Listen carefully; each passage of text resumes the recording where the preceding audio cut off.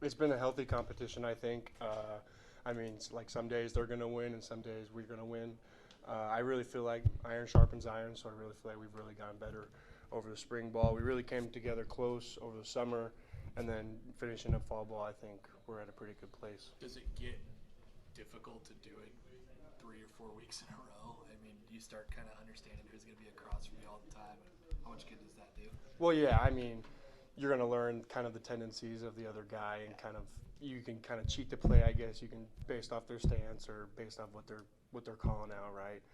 But I mean, that's a big thing in the game too. I mean, shoot, we get to see the guy in front of us that he has a tendency where he opens up his shoulders when he's going to pull, or they have communication, certain words that mean certain blocks or certain things they're going to do. So you try to key in on that and just cheat the play any way you can.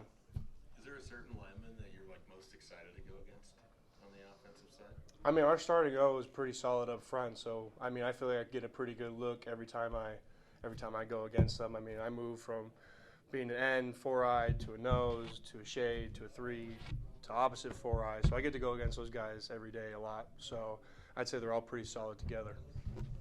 Did you get a black shirt today? I'll leave that to the social media. You guys can find out, like everyone else does. Hey, Coach Janano was talking maybe a couple of weeks ago about your mental game growing over the course of this offseason. Like, what have you been doing to make sure that that continues to go to the next level? Film. I've been with Stilly like I have been the past 2 years I've been here. I'm really starting to understand formations now, what kind of plays we can get out of those formations, and then really just live reps. I mean, when you're out there in fall camp taking, I don't know, 20 to 25 to 30 reps a day, live reps against the ones and twos, it really helps kind of heighten your game as well, because I mean, that's the only way you get better is through live reps. It looks easy on pen and paper, right? But when you get out there, you don't know what's going to happen. Hypothetically, if you were to get a black shirt, how would you react to that? I'd be pretty honored. I mean, it's a big deal, so it makes me feel good that they think my standard and my morals are up to that kind of standard, and it just means I have to work harder to keep it. So, hypothetically, yes. Damien, in your room, got named a captain. What is that? I mean, does that kind of make sense from his Yeah, leadership? it makes sense a lot. I mean, he's a really vocal dude. I mean, he brings a lot of energy too. I mean, he doesn't like big brother you, but like when you need to step it up, he's gonna let you know, and when you did good, he's gonna let you know as well. So I think he's a really good leader. He kind of really fits that role pretty well.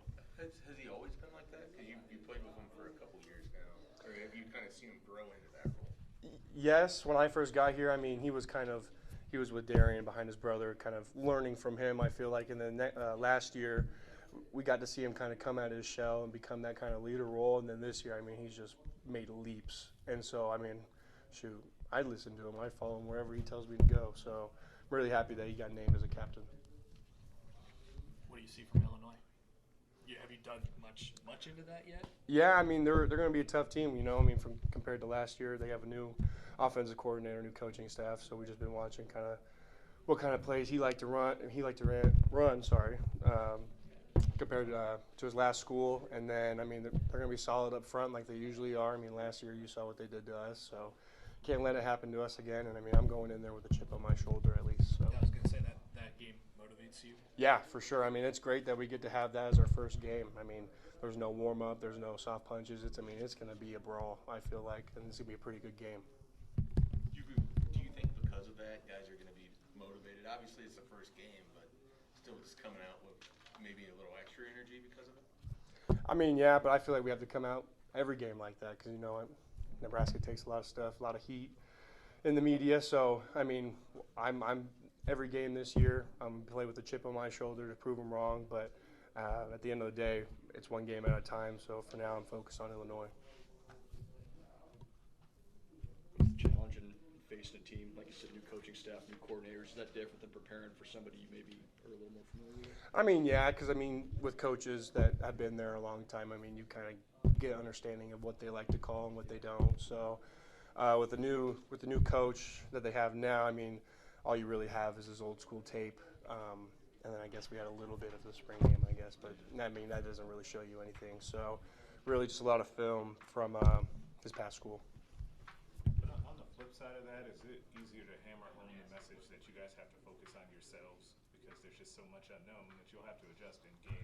Right. Yeah. So Coach T's been really preaching to us that, hey, they might be throwing something that we don't even know what they're going to throw, right? And so he says, as long as you go to your technique and just play the game, you know how to play the game, then we're still going to be pretty well rounded.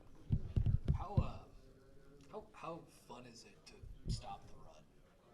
Like, I mean, it's a pretty big moment. I mean, I still remember last year against Minnesota. I mean, I had a goal line stop, and then I ran my feet, and he didn't get into the end zone. So, I mean, I was pretty pumped after that. And so, knowing that like you stop him at the line, it's kind of like, yeah, I'm like this all day. Like, bring it. You know what I'm saying? So.